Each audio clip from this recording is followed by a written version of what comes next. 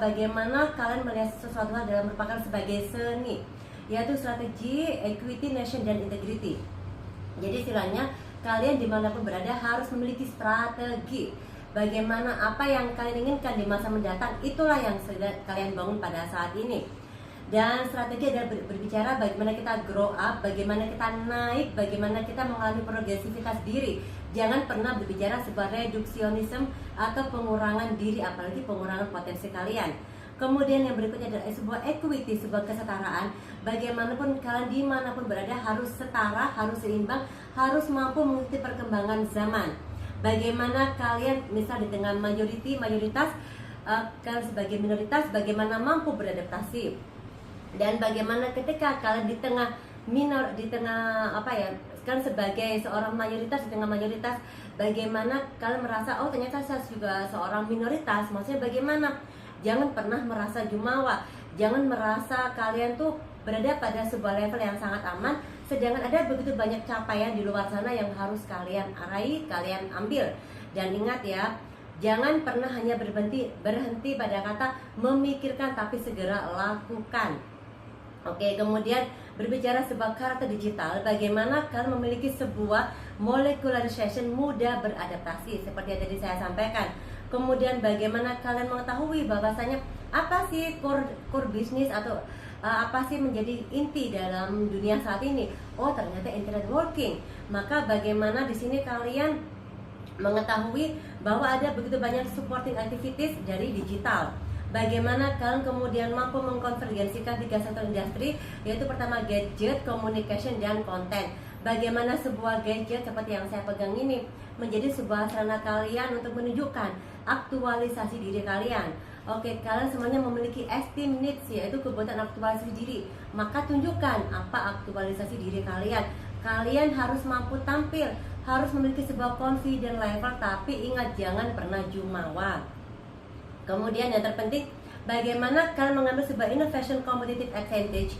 Bagaimana kalian bisa mengetahui efektif, efisien mengambil sebuah benefit dari apapun, minimal benefit sosial. Contoh, kepada kesempatan kali ini saya bertemu kalian semuanya, walaupun secara virtual saya mendapatkan loh benefit sosial. Apa itu?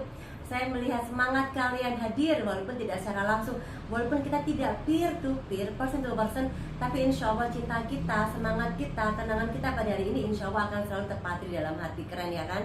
Kemudian bagaimana kalian tentunya mampu mengikuti discordance atau perubahan struktur sosial dan budaya.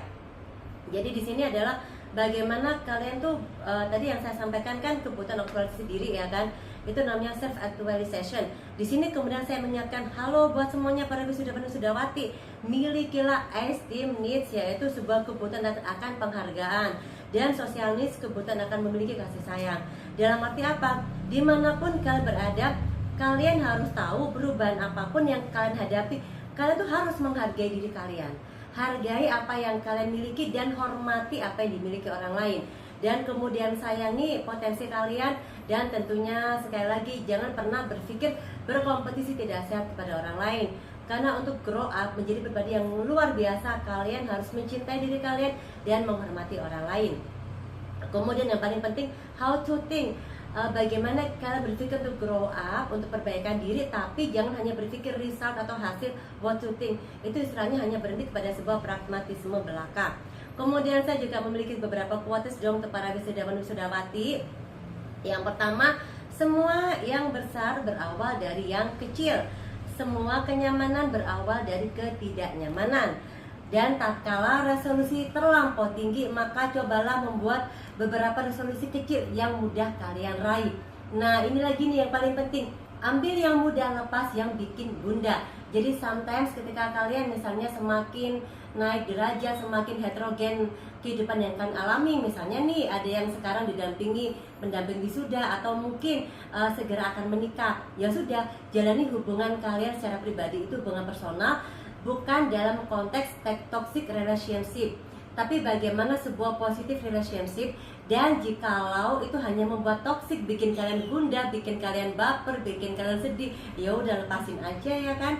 Kemudian sekali lagi, bagaimana kita berbicara kegagalan sedangkan kita diciptakan memiliki banyak kesempatan. Kemudian kehidupan memang diwarnai kejutan, tapi ingat, Jika kejutan terlihat sebagai kesulitan, maka pandanglah ia sebagai tantangan.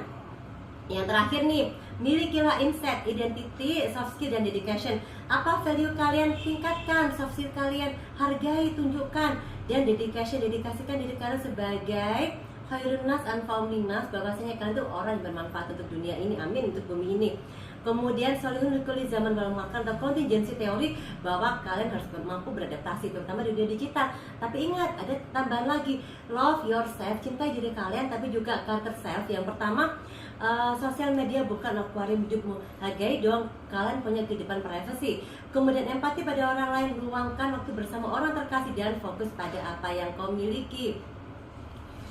Oke, akhir kata, mantan kekasih kok masih suka merayu.